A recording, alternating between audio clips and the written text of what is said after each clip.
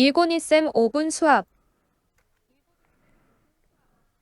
네, 안녕하세요. 6학년 친구들. 6학년 1학기 3단원 소수의 나눗셈, 1곤2셈 5분 수학과 함께 진행해 보도록 하겠습니다.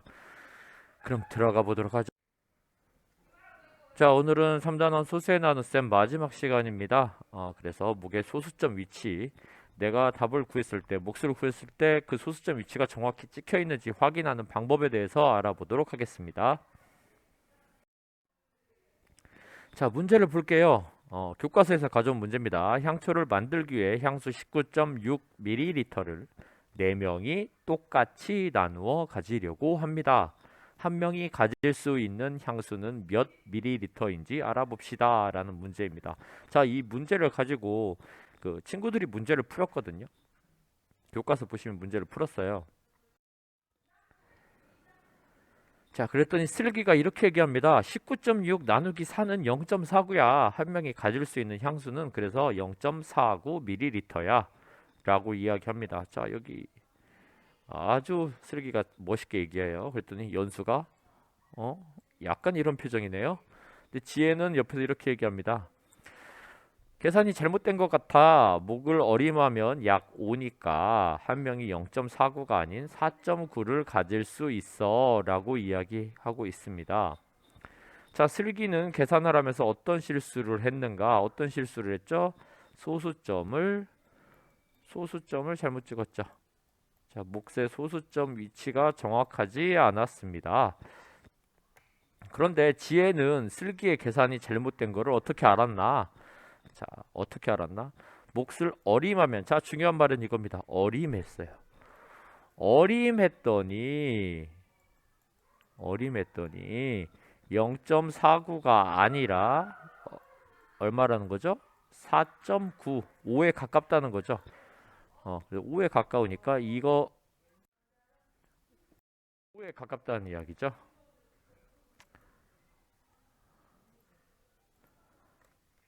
자, 어림셈을 이용하여 몫의 소수점 위치를 확인하는 겁니다. 자, 19.6 나누기 4를 어림해 봅시다. 자, 몫을 바로 어림하는 게 아니라 자, 19.6은 어떤 수에 가까운지 어림을 해보는 거예요. 자, 우리가 어림하는 방법 뭐가 있죠? 바로 반올림이 있죠. 반올림. 자, 반올림 다 할 줄 알죠? 그럼 19.6을 반올림하면 어떤 수에 가깝나요? 그렇죠. 바로 20에 가깝습니다. 그러면 나눗셈식이 어떻게 됩니까? 20 나누기 4가 되죠. 20 나누기 4. 그러니까 뭐 5 가까이 되죠. 5인데 원래 20이 아니라 19.6이었기 때문에 5보다는 몫이 어떻게 됩니까? 작은 수겠지. 5보다는 작은 수입니다. 5보다 작은 수. 글씨가 너무 잘 써지네요. 5보다 작은 수입니다. 그런데 5하고 가까운 수여야겠죠. 그런데 아까 슬기는 0.49라고 했어요. 그렇기 때문에 0.49가 아니라는 거죠. 4.9라는 거죠. 무슨 말인지 알겠죠? 어림하는 방법으로는 어떤 방법을 쓴다? 자, 반올림을 쓴다.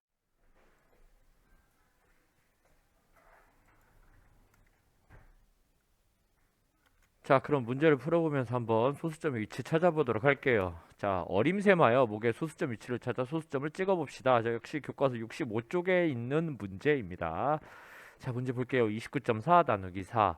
자, 어림해 봅시다. 29.4를 어림하시면 돼요. 자, 반올림 한다겠죠? 반올림을 해도 되고, 첫 번째, 반올림 하셔도 되고요. 어, 난 귀찮다. 그러면 올림을 쓰셔도 되고요. 올리는 건 무조건 올리는 거죠. 자, 내림을 하셔도 됩니다. 자, 내리는 건 무조건 내리는 거죠. 자, 선생님은 반올림 할게요. 자, 29.4, 4니까, 소수점 4니까 선생님은 30으로 계산을 하겠습니다. 자, 30 나누기 4, 이렇게 계산하셔도 됩니다. 30 나누기 4. 올림한 거네요. 선생님 올림해서 30 나누기 4. 그러면 약 30 나누기 4니까 7 얼마 나오겠죠. 그러면 소수점 7점 얼마가 나와야겠지. 그러니까 소수점 위치는 7호가 3 사이 여기가 되겠죠. 자, 선생님 방금 올림을 사용했습니다. 자, 여기에 29라고 하셔도 상관이 없어요. 내림이나 반올림을 사용했다면 29가 되겠죠. 29라고 해도 상관이 없습니다.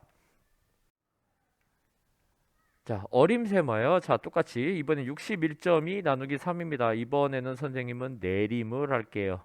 그냥 내려보겠습니다. 자, 내렸으니까 얼마가 되나요? 61. 자, 나누기 3 하니까 자, 몫이 얼마가 되나요? 몫이 61 나누기 3 하면 대략 61 나누기 3 하니까 대략 몫이 20 하고 조금 더 나오겠죠? 자, 그러니까 20.4가 됩니다.